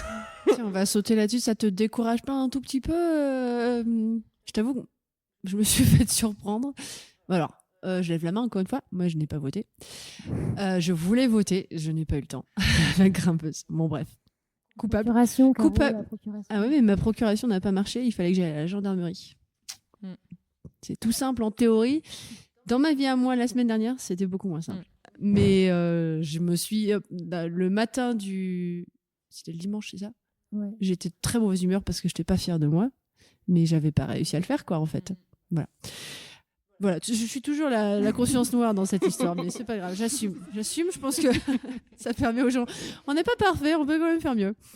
Mais une partie de moi savait qu'on allait prendre une bâche, et en même temps, l'ampleur de la bâche, je t'avoue que je comprends pas très bien comment on peut continuer à avoir l'espoir qu'on va aller vers l'écologie. Je pense que en fait le critère principal des personnes qui ont voté, c'est pas l'écologie, c'est la survie. Je sais pas, mais c'est le populisme qui a fait son œuvre. Par exemple, je discutais avec mon frère je parle de lui parce qu'il écoutera certainement pas ce podcast. S'il l'écoute, je suis désolée. Je t'aime quand même, mais je suis pas d'accord. Mais du coup, on a 2 visions opposées. Et en fait, moi, je lui parlais parce que pour Outside, j'ai analysé le point de vue, ce que proposaient les 6 candidats principaux au niveau de l'environnement, et je lui ai envoyé. Il m'a dit oui, c'est très bien, je suis d'accord avec toi, mais moi, l'environnement, c'est pas mon critère de choix principal. Et je pense aussi, c'est réussir. C'est quoi son critère de choix principal? C'est tout ce qui est économie, aussi les problématiques. Mais oui, mais le truc, c'est que c'est tout une partie de la population qui a... Oui, mais quand t'es pas forcément ultra éduqué, tu vois tout près de ton nez, quoi. T'es déjà au SMIC, t'es déjà sur au taquet, tu vois juste à qui c'est qui va te donner 20 € de plus, quoi. Et puis aussi, je trouve que le débat écologique, il est peut-être un peu moins présent ces derniers temps, je trouve, dans le niveau politique. Carrément, il y a...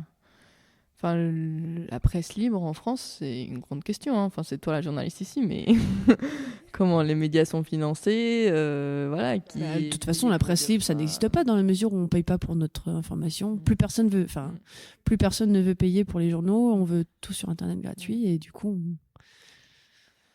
Voilà, donc est-ce que ça me démotive? C'est pas le mot, la démotivation, c'est plus une angoisse. Il y a un très beau poème de Baudelaire là-dessus, absolument horrible, sur le spleen. C'est ce que me provoque la politique en ce moment. Et par contre, moi, j'applique là la technique de l'autruche. C'est-à-dire que je suis au minimum ce qu'il faut suivre, mais à un moment, je coupe. Parce qu'en fait, ça me paralyse. Ça me paralyse et après, ça dépend des gens, mais je sais que mon caractère, si j'écoute trop les infos, ça me bloque trop, en fait. Et donc, voilà, je trouve un équilibre entre savoir un peu ce qui se passe sans avoir une routine de tous les jours, la radio, machin.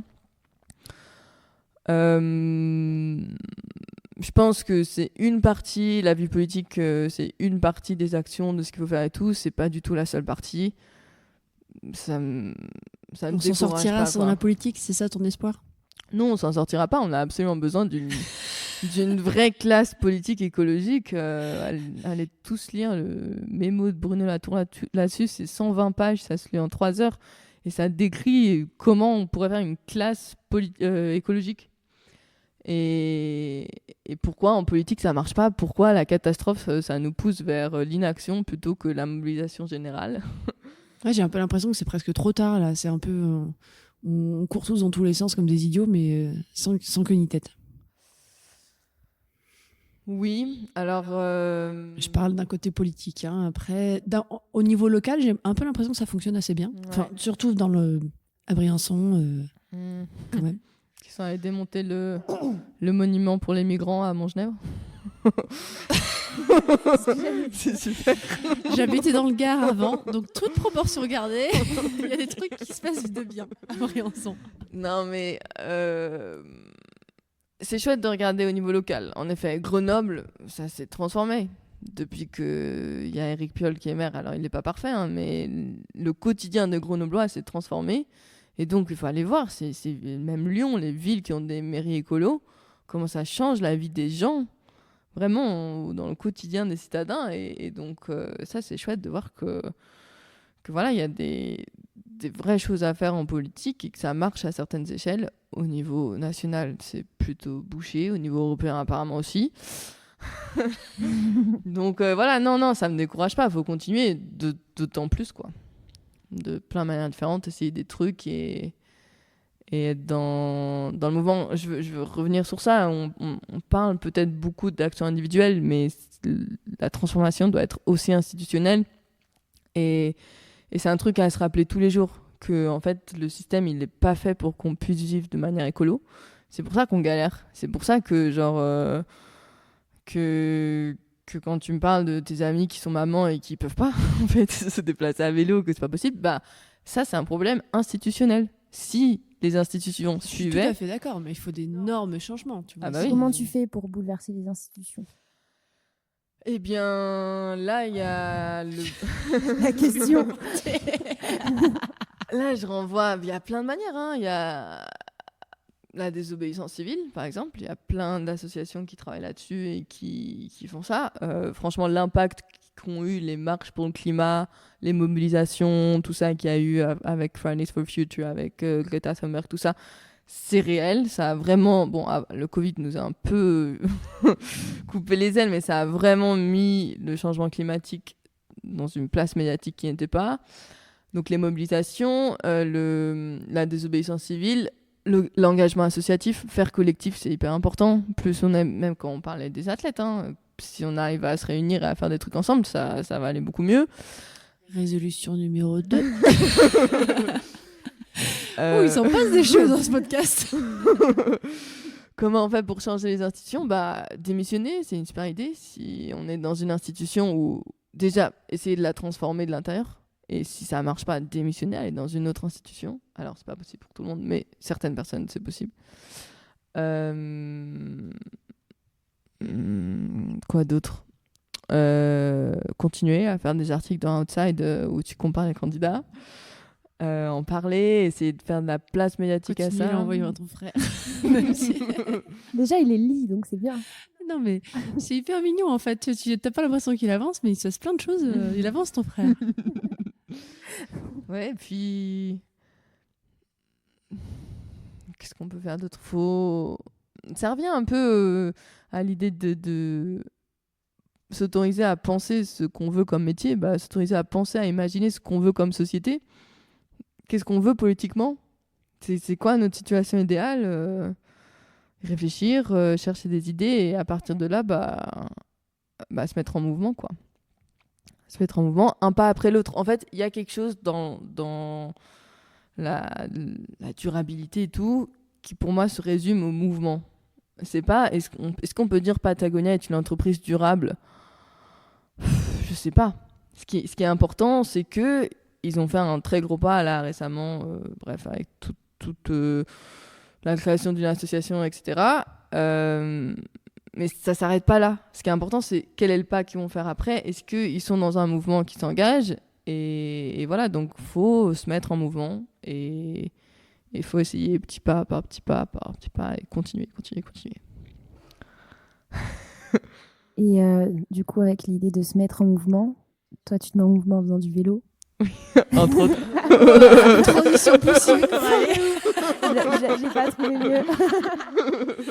Et en fait, moi, j'aimerais bien savoir s'il n'y avait pas toute cette dimension écolo autour de la pratique du vélo, est-ce que t'en ferais ?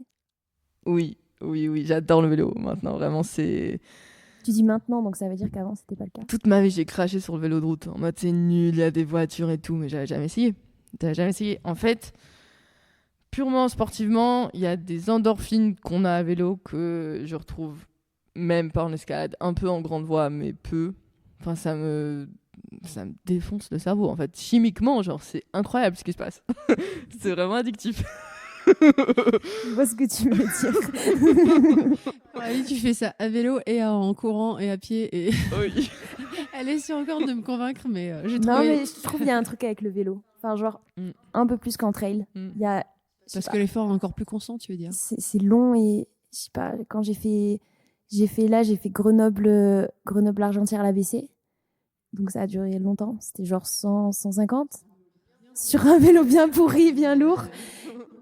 Et en fait, le soir, j'arrivais plus à dormir et j'avais une espèce de truc dans le cerveau trop bizarre, une espèce d'euphorie mélangée en mode j'ai des idées géniales, du coup je faisais des vocaux. Et après, le lendemain, je les ai réécoutés et c'était pas ouf. Ouais, c'était drogué. J'étais un truc de ouf, quoi. J'avais jamais ressenti ça. Mais c'est incroyable. Donc, moi, je suis complètement accro à ça maintenant. Après, il y a une dimension très pragmatique que ça m'aide pour ma cheville. J'ai une cheville bloquée. Et du coup, le vélo, ça me permet vraiment de me remuscler. Ça me fait du bien. Ça fait que j'ai moins mal quand je fais beaucoup de vélo. Ta cheville, elle est bloquée suite à ton accident dans les Dolomites ? Ouais. Et... Alors, on avait dit qu'on en parlait à un moment, je me rappelle plus pourquoi. Mais c'est pas grave, il y a plein de podcasts qui en parlent déjà. les gens, ils iront écouter les autres podcasts. Mais puis il y a vraiment ce côté où quand tu fais du vélo, tu fais partie du paysage. Et ça, moi, j'adore parce que tu vois plein de choses. Je suis allée à Biux, mais des centaines de fois. Et puis j'ai commencé à faire du vélo et en une journée, j'ai fait le tour du Luberon. Et là, genre, j'ai vu le Ventoux, j'ai vu... tu vois, j'ai vu plein de trucs et j'étais en mode waouh, je connais ce lieu beaucoup mieux qu'en étant allée à la falaise 100 fois, quoi. C'est vrai que je suis assez d'accord. Moi, je l'ai fait pour la première fois juste après le Covid. Bon, mon vélo, il est électrique, mais il tire une carriole de bébé. Et j'ai pas de jambes. Mais du coup, on a fait le tour des Alpes et Biux, j'y ai pas grandi comme toi, mais j'y étais de 16 à 25. Et en fait, j'avais jamais compris. En fait, on a ce côté statique en escalade. Exactement. On monte et on descend. Ouais, et du coup, on comprend pas du tout le paysage comme vélo. Et donc, en fait, mais tout ça, c'est des trucs trop bien. Et c'est pour ça que je parle du mouvement. C'est que quand on commence une action, il y a plein de trucs qui en découlent. Moi, j'aurais jamais imaginé que le vélo, ça m'apporterait cette connaissance des lieux où je vais. Tu vois, de mon attachement au territoire et mon envie de les défendre, elle grandit parce que je les connais mieux, j'en fais plus partie. Et ça, je n'avais pas du tout prévu. Et donc, oui, le vélo... l'autre jour, je me disais, si je peux pas faire d'escalade pendant 3 ans, je vais juste faire énormément de vélo et ça va être bien aussi, quoi. Alors, je suis à peu près sûre que tu n'avais pas prévu ça quand tu as commencé à faire du vélo. Ah non, pas du tout. Mais là, dans 4 jours, on part en Angleterre, on fait un voyage que vélo. Enfin, tu m'avais dit ça. C'est là, il y a les super conduits à Séuse. Tous mes copains ils sont à Séuse. Bon, tiens, dans 2 semaines, dans 3 semaines, je vais en Écosse. Mais moi, j'y vais en camion. Ok. Et du coup, quand tu dis on, c'est avec Simon ? Oui, pour le coup. Aussi, il y a ça. C'est super chouette de le partager avec Simon. Et lui, il est à fond dans l'escalade aussi. Et en fait, c'est pas que moi, je fais du vélo pour partager son sport ou que lui, il fait de l'escalade pour moi, tu vois. C'est vraiment qu'on aime tous les deux le sport de l'autre et c'est chouette. Franchement, c'est un truc à prendre en compte dans mon amour du vélo. Mais avec ce côté un peu polyvalence, t'as pas l'impression de t'éparpiller et d'être un peu moins focus sur la grimpe? Si, après, moi, souvent, en grimpe, quand je suis trop focus, les fois où j'étais trop focus, ça marchait pas parce que je me prenais trop la tête. Et j'essayais d'être trop perfectionniste et du coup, j'étais trop dans le contrôle et j'arrivais pas à être dans ce relâchement qui permet d'enchaîner des voitures, pour moi en tout cas. Et donc, il y a ça. Donc, au final, ça m'aide de faire un autre sport. Même physiquement, je suis plus en forme que jamais. Peut-être que spécifiquement en grimpe, un peu moins, mais j'ai une base physique bien meilleure qu'avant. En volume, c'est incomparable. Et puis, à nouveau, je reviens, les enjeux sont tellement grands que oui, peut-être que je ferai jamais du 9A et que par contre, je ferai un vide c'est EcoPoint, mais genre...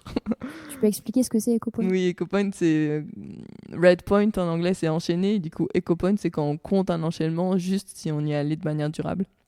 Donc ça, en vélo. C'est pas le même délire si c'est la falaise d'à côté ou si c'est l'autre pays quand même, non? Oui. Après, voilà, à nous de choisir. Ça dépend d'où t'habites, ouais. Ouais, ça dépend d'où on habite, clairement. Mais l'idée, c'est voilà, d'inclure l'engagement écologique dans la performance, que ça en fasse partie. Et oui, peut-être que j'arriverais moins loin que si je le faisais pas comme ça.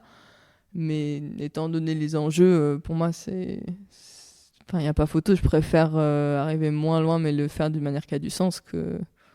Pour moi, ça arrivait plus loin, en fait, que rester dans un vieux paradigme qui va droit au mur. Mais du coup, est-ce que tu as des objectifs en escalade, des voies que tu aimerais particulièrement faire ou de performance, ou toi, c'est plus cette quête de sens qui a... Ah non, moi, j'ai des trucs à prouver en escalade. Hein. J'aime bien en rire, mais on parlait de ma famille avant. Mon père, il a fait 1 8C+ dans sa vie. Moi, j'aimerais bien en faire 2. Juste par principe. Tu vois, c'est pas toujours un avantage. Dans ta famille, t'as déjà éclaté tout le monde, voilà. Alors, est-ce que je vais y arriver? Je sais pas du tout. Mais souvent, d'ailleurs, avec les fils tribou, on en rigole aussi. Il y a cette voie Just Do It aux États-Unis qui a été ouverte par JV et mon père a fait la deuxième ascension. Et avec Alex et Adré, on s'est toujours dit, bon, les gars, faut qu'on aille l'enchaîner, quoi. Alors voilà, je vais peut-être y aller en voilier, on verra. Mais du coup, voyager de manière durable, ça prend du temps et de l'énergie. Du coup, tu arrives avec moins de jus pour la grimpe. Est-ce que des fois, tu es frustré de ne pas avoir assez d'énergie ou pas autant d'énergie que tu aimerais avoir? Oui. Comment tu arrives à jamais te comparer, à te dire je suis moins fort, je suis moins bien? Je me compare et en fait, moi, je suis très optimiste. Hein. Je crois que ça va aller de mieux en mieux. Et c'est quand même ce qui se passe. Genre là, ce qui s'est passé en Verdon, au final, dans Dame Cookie, j'ai fait le 7C en tête, le 7C+ en tête, le 8A en moule, et j'ai failli faire le 8A+ en moule. Et une journée comme ça de grimpe, pour moi, c'est une très grosse perf. Et 2 jours avant, j'avais fait 200 km de vélo. Et ça, j'arrive à grimper à mon meilleur niveau et même à le repousser en y allant de manière durable maintenant. Donc je pense que ça va continuer comme ça. Il y a certains points sur lesquels je dois être intransigeante. C'est le sommeil et l'alimentation. Et en fait, pour moi, ce qui est dur, c'est le sommeil. Surtout, c'est qu'il faut vraiment que j'arrive à me cadrer pour que je dorme assez. Et si mon hygiène de vie est impeccable, pour le moment, ça marche. Alors voilà, la dernière fois que j'ai fait la fête, c'était à la Saint-Glinglin. Mais c'est un choix et c'est pas grave. Et je ferai la fête quand j'aurai 50 ans. Pour le moment, je me défonce aux endorphines. Et quand tu dis alimentation, c'est genre sur le vélo, comment tu fais pour arriver à la falaise avec assez d'énergie? Qu'est-ce que tu manges? Est-ce que tu as un truc précis ou tu manges un max de trucs? Plus généralement, c'est quoi tes résolutions alimentation? Pourquoi c'est complexe? Ça a été complexe pour un trouble alimentaire que j'ai eu entre mes 15 et mes 20. Oh bah attends, on fait table ronde là. Parce que Coralie, elle en a eu un, moi aussi. Bah, voilà, comme quoi c'est vraiment le mammouth sous gravillon de 15 à 23 ans. Voilà. Tu penses c'était en lien avec l'escalade? Oui. Bah ouais, bah voilà. Pas que. Mais tout le monde dira que l'escalade n'a pas de trouble alimentaire, mais c'est pas vrai. Ouais. Et donc, oui, au début, c'était comment faire pour arriver à avoir une relation saine à l'alimentation. Ça, maintenant, j'ai réussi. Je suis trop contente d'avoir réussi à ça. T'as fait ça toute seule? Comment tu t'es... Non, j'ai été entourée de... Je sais pas, j'ai vu 4 nutritionnistes différentes. Une en particulier, Maëva, qui est au centre... au CERS, là, au centre de rééducation dans lequel je suis allée, qui m'a vraiment réappris à écouter ma faim et écouter ma satiété. Et ça a été vraiment un truc très utile. Mais finalement, c'est le vélo qui a fait le déclic chez moi. Parce qu'à vélo, si tu manges pas, bah t'avances pas. En escalade, c'est pareil, mais on le voit moins vite. À vélo, on le voit direct. Moi, je l'ai vu en trail, c'est ce qui m'a aidé aussi. En trail, tu vois, bah, tu manges pas, bah, t'avances pas. Quoi. Non, ça marche pas. C'est genre, ouais. Et oui, là, franchement, l'alimentation, là, ça va. Je mange tout ce que je veux, quand je veux. J'adore les fruits, les légumes, tout. Je suis pas végétarienne, mais je mange peu de viande. Un petit tips, parce que j'ai eu beaucoup d'anémie. Je mange du boudin noir une fois toutes les 3 semaines à peu près. Et ce qui me permet de pas manger de viande... Enfin, de temps en temps, mais très peu de viande. Et ça me permet d'avoir assez de fer. Et... ouais, là, c'est surtout le sommeil que... faut réussir à se coucher tôt, à dormir assez, tout ça. Moi, je suis plutôt du genre à faire des insomnies, à réfléchir à ce que j'ai envie de faire et tout. Donc, voilà. Et sur le vélo, juste pour revenir à la partie alimentation. Bah, sur le vélo, je mange toutes les heures. Et Tu manges quoi? ça dépend. Je mange souvent ce qu'on trouve sur la route au final. Quand on arrive à s'organiser et qu'on fait une très longue sortie, on mange des patates. Donc on fait bouillir des patates et on mange une patate toutes les heures à peu près. Ah, c'est trop sexy. On est dans la mentalité germanique. Hein. Je m'attendais à un truc du genre des fruits secs. Ou un peu aussi, mais en fait le truc c'est que t'es vite écœuré. Vu que tu manges patate, toutes les ça heures. va? Patate, c'est un truc les moins écœurants au final. Avec un peu d'huile d'olive et du sel. Coralie m'a dit, j'ai trouvé un truc génial, c'est la carotte. Ouais, Sonia, elle m'a dit ça. Ah ouais? Des carottes. Comme ça, en fait, tu changes de texture. Ouais. Tu vois, c'est un truc dur à mâcher, et ça te donne de l'énergie. Vous êtes complètement et ça t'hydrate en même temps. Ok. Ah ouais, je vais essayer. C'est vraiment pas mal. Ouais. Ça m'a permis de faire le lotaré sans trop de sous. Ouais, après on mange ce qu'on trouve sur la route. Hein. On essaye de manger des trucs le plus simple possible, mais des fois on se mange 3 pains de brownie de la boulangerie parce que c'est ce qu'il y a et que là on aura assez de calories pour finir nos tripes et puis c'est bon aussi. Et puis c'est trop bon. Enfin 3, ça commence à faire. C'est ça. En fait, ce qui est intéressant, c'est que du coup, quand je suis pas sur mon vélo, bah je passe devant les boulangeries et je suis là en mode pas ça encore, tu vois. Alors qu'avant, genre j'étais là, je devais me retenir de pas m'acheter un mini cookie pour pas culpabiliser. Et là, genre laisse tomber, genre c'est fini, cette époque est révolue. Ça c'est quand même un super tips en fait. Hein. Si l'escalade crée un problème alimentaire, en fait, il faut juste le balancer avec un... Enfin, il faut juste, si seulement tout était simple, mais le balancer avec un vrai sport d'endurance, ça permet de... Enfin, cela dit, il y a plein de troubles alimentaires dans les sports d'endurance aussi. Ouais. Mais je pense, à titre perso, ça m'a juste permis de concevoir la nourriture autrement. Pas comme un poids en trop que je vais avoir dans le corps, mais comme de l'essence, quoi. Exactement, ouais. Moi, je me retrouvais sur le bord de la route dans les boulangeries à me dire, qu'est-ce qu'il y a assez de calories. Ah non, je vais pas prendre ça, ce jus-là, il est pas assez sucré, je vais prendre plutôt cet orangina, parce qu'il y a plus de sucre. Alors qu'avant, c'était l'inverse. Clairement, je regardais les trucs les moins sucrés, je les achetais, quoi. Moi, je l'ai un peu vécu dans des expés à l'autre bout de la Terre, hein, parti en avion. Quand tu fais des grosses journées, que tu marches beaucoup avec des sacs super lourds, je me rappelle toujours Yoji. Il avait, je vais halluciner, il avait acheté 30 Twix, 30 Mars et 30 Snickers. Et j'étais mais t'es complètement débile, qu'est-ce que ça va pas du tout, quoi. Et puis on était sur le Kinabalu et on était à genre 4 sneakers par jour. Et en fait, ça suffisait pas, quoi. On a quand même perdu du poids. Ouais. Enfin, on mangeait pas que ça, hein. On a aussi mangé équilibré, mais... Ouais, non, c'est ça. Des fois, à vélo, les premières heures, tu manges une barre. En fait, au bout de 7 heures, des fois, une barre, c'est pas assez. Tu consommes plus d'énergie dans une heure qu'il y a dans une barre.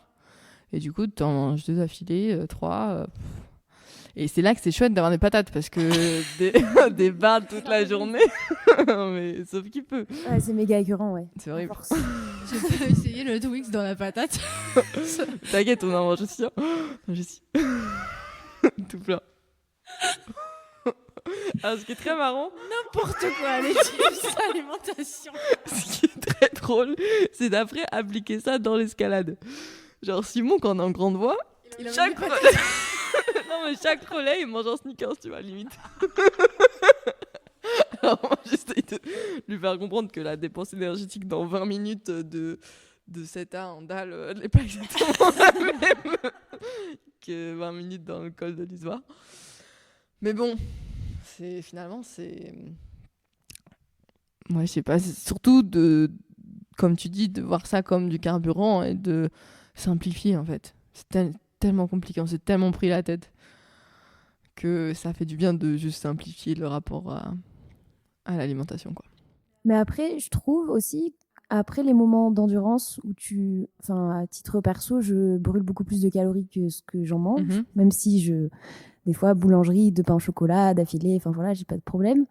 Mais après, quand t'arrêtes, ton corps, il est encore en demande d'énergie. Et du coup, moi, à titre perso, là, par exemple, les journées, j'ai l'impression de rien faire, mais de manger beaucoup plus parce que je suis en récup. Mais genre, ça me fait presque un peu culpabiliser parce que je dis, je fais pas grand chose. Mais je sais que c'est pour la récup, tu vois, mais... Tu fais pas grand chose, c'est-à-dire tu organises tout. Oui, mais par rapport à passer 10 heures sur le vélo... Alors moi, je compte une grosse sortie, ça déteint sur 3 jours après la grosse sortie. Je continue à manger beaucoup plus, des fois 3 jours après. Donc franchement, mais arrête de culpabiliser. Encore un jour, Coralie. Écoute ton corps, si t'as faim, mange. Moi, des fois, c'est vraiment genre, c'est lunaire. Je suis là, l'autre jour, je me baladais dans Marseille. Et puis, genre, je passe devant un truc à pizza, je prends une part de pizza. Et puis après, je regarde ma montre, il est 17h. Je suis là, mais qu'est-ce que je fais ? Et en fait, genre, j'ai cette habitude de manger toutes les heures et tout. Et le lendemain d'une grosse sortie, c'est normal. Ta dépense énergétique, au fait, elle s'arrête pas quand tu t'arrêtes de faire du vélo. Ça continue sur les jours d'après. Et ouais, je sais pas, moi, j'ai vraiment réussi à pas culpabiliser aussi les jours d'après. Enfin, ça fait aussi partie de ta sortie à vélo, c'est ta récup, quoi. C'est pas quelque chose de différent. Et si ton corps te dit que t'as faim, c'est pas pour rien. T'inquiète, je pense, vu tous les pains au chocolat que tu manges quand t'es sur ton vélo, si t'en as pas besoin, t'en auras pas envie. Ouais, c'est vrai. Tu vois ? Donc t'inquiète. J'adore. On a vraiment abordé plein de sujets hyper variés. C'était pas prévu, mais c'est trop chouette. J'ai trop hâte d'envoyer ça à mon réseau. De lui dire bonjour monsieur. Voilà un podcast où j'ai parlé de vous. Venez en cours.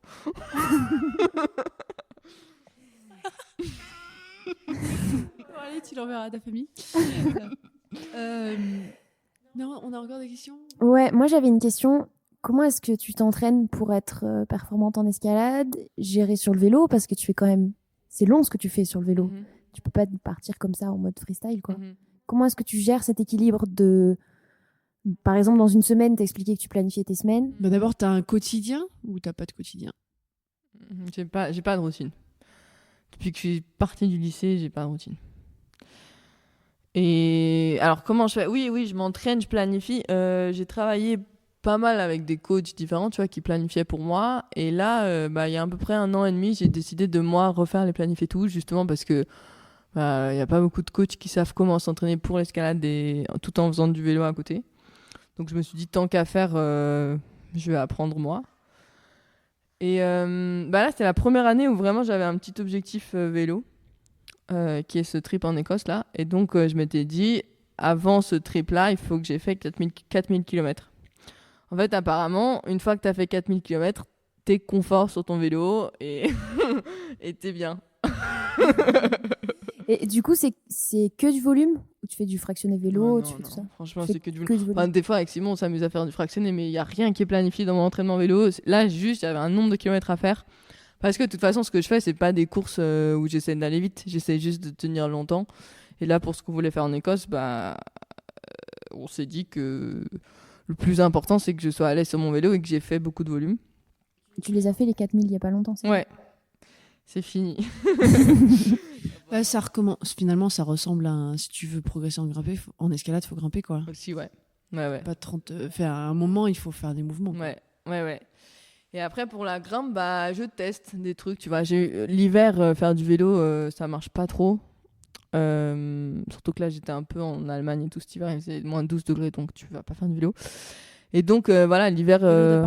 Non, on n'a pas ça. Merci Seigneur, on n'a pas ça. L'hiver, on va grimper en salle à Innsbruck, c'est super. Entre autres. Et donc, voilà, c'est l'occasion pour moi de faire de la force, de faire du volume, de faire du bloc, tout ça. Et après, là, j'ai fait une semaine en avril. En fait, j'ai essayé le Nabab à Saint-Léger et c'est une voie très longue qui fait à peu près 50 mètres, 45 peut-être. Et je l'ai choisi parce que j'avais des objectifs en grande voie et donc je me suis dit, je vais choisir une voie en quad très longue, tu vois. Donc, j'essaye d'être un peu maligne de ce côté-là. Et donc, à un moment, j'ai quand même dû refaire de la force parce que en essayant du long, j'avais plus de force. Et je l'ai fait en même temps qu'un trip vélo. Donc, tu vois, on faisait du très long sur le vélo et les jours de repos ou les jours où on faisait pas trop de kilomètres, je faisais de la muscu ou de la kilter et ça marchait. Attends, je comprends pas. Tu te raballais ta culture Non, c'était un voyage vélo et tu vois, on faisait des étapes. Il y avait souvent des kilters. Donc, t'étais pas en France, quoi. Si, non. En fait, on a fini à Annecy, donc j'ai fini sur la kilter. On s'est arrêté dans le Vercors, j'ai fait de la muscu chez Jo. Enfin, tu vois, je bricole. T'allais carrément chercher les salles de muscu, quoi. Non, j'allais chez mes potes, mais mes potes sont souvent des grimpeurs, souvent mordus de l'entraînement. Et donc, on s'organise. Après, pareil, moi, je fais pas du 9B, hein, tu vois, genre, j'ai pas non plus besoin d'entraînement extrêmement à la pointe. Je pense que le plus important, franchement, c'est que j'arrive à pas me blesser, à pas tomber malade. Et à continuer à faire ce que je fais, à apprendre à m'entraîner avec ces deux sports et à voir où ça va aller. Mais là, des trucs qui ont fait que j'étais moins forte que prévu cette année, c'est parce que je suis tombée malade, parce que j'ai fait du vélo sous la pluie pour arriver à Saint-Léger et qu'il faisait 5 degrés et que j'étais malade, quoi. Du coup, pendant 3 semaines, je me suis pas entraînée, j'ai perdu du niveau. Voilà, j'ai appris que l'hiver, le vélo, c'est compliqué. C'est compliqué. Et moi, je me demande pourquoi est-ce que, toujours dans ce côté polyvalence, t'as pas eu envie de, je sais pas, faire de l'alpi? Parce que je vois, par exemple, ton profil me fait penser un peu à celui de Simon Belfringer, dans le sens où tu fais des approches à vélo, tu fais des méga journées et tout. Et lui, il a aussi cette... Sauf qu'il a très très vite bougé vers la montagne, quand même. Ouais. Mais est-ce que, parce que finalement, c'est un peu le même quotidien dans le sens où tu vas te lever très tôt, tu vas faire des méga journées. En fait, t'as l'air d'avoir une énergie sans fin, quoi. Ouais. Mais je peux pas faire de l'alpi, je peux pas marcher longtemps avec ma cheville, en fait. Ah oui. C'est juste pour ça, sinon t'as envie de le faire? Je me projette pas, je veux pas avoir envie parce que physiquement c'est pas possible pour moi. Mais si j'y réfléchis un peu, je pense que clairement, tu vois. Après, je pense qu'avec mon caractère, c'est dangereux l'alpinisme. J'ai changé, mais je suis très téméraire de base, confiante. Souvent, je me surestime. Enfin, j'ai plein de doutes aussi, hein, mais c'est quand même des trucs qui ressortent chez moi et faire de l'alpi avec ces qualités, c'est pas une grande idée, je pense. Et de toute façon, la question ne se pose pas parce que je ne peux pas. Et donc, je pense pas que je vais repouvoir. Tu vois, là, déjà, quand on est allé dans Alibaba, j'ai porté un sac de 25 kilos pendant 3-4 heures et pendant 3 jours, j'arrivais pas à marcher, quoi. Heureusement, c'est une vente dévers et donc en grimpant, ça allait. C'était que sur les bras. Oui, mais ouais, je peux pas, en fait. Je peux pas. Et voilà, heureusement, il y a plein de choses à faire et... Oui, je crois que t'es pas à court, c'est pas grave. Non, j'ai vraiment appris, et ça c'est grâce à ma convalescence, j'ai appris à me concentrer sur ce que je peux faire et pas sur ce que je peux pas faire. Que ce soit dans le militantisme ou dans... Enfin voilà, je vais pas aller essayer de convaincre la génération qui a 70 ans. voilà, je me concentre sur les trucs que je peux faire et c'est pas l'alpinisme pour le moment. Ça te frustre pas de savoir que tu peux pas le faire, même si tu peux faire plein d'autres choses? Bah non, parce que j'ai déjà pas assez de temps, donc. Mais c'est grâce à beaucoup de travail avec des psys. Hein, en anglais, ils parlent de fear of missing out. Tu vois, genre, c'est un truc très féminin aussi, où tu veux être partout à la fois, où genre, t'as toujours l'impression de rater un truc, machin et tout. Non, ça, j'ai pas, franchement. J'ai d'autres problèmes, mais j'ai pas celui-là. Coralie, on en est déjà à 1h34. Wow. Je pense qu'on peut parler toute la journée avec Éline. Il va falloir... Est-ce que tu veux nous rajouter quelque chose? T'as le droit d'être complètement hors sujet. Comme mot de la fin. Comme mot de la fin. Bah, vous remercier peut-être. C'est pas hors sujet, mais je pense que ce que vous faites, c'est super et on a besoin de ça. C'est chouette de voir l'évolution. Enfin, ça change, ça grandit. Tu parles de grimpeuse. Ouais. Mais même de votre équipe, c'est de plus en plus hétérogène. Il y a des personnalités vraiment dans tous les sens et moi j'adore voir que vous arrivez à fonctionner comme ça, c'est cool. Donc merci, continuez. Merci à toi. À la prochaine, du coup. Oui. À très vite. Cet épisode est maintenant terminé. Merci de nous avoir écoutés jusqu'au bout. Et si tu es arrivé là, on imagine que notre échange avec Éline Le Ménestrel t'a particulièrement plu. Alors n'hésite pas à suivre le podcast pour ne manquer aucun épisode. On est présente sur toutes les plateformes d'écoute. Tu peux aussi t'abonner à notre compte Instagram, altitude-podcast. Et avant de se quitter, on te rappelle que l'on a nourri les notes de l'épisode de toutes les références que l'on vient de citer dans cet échange, ainsi que de quelques recommandations pour aller plus loin. À très vite!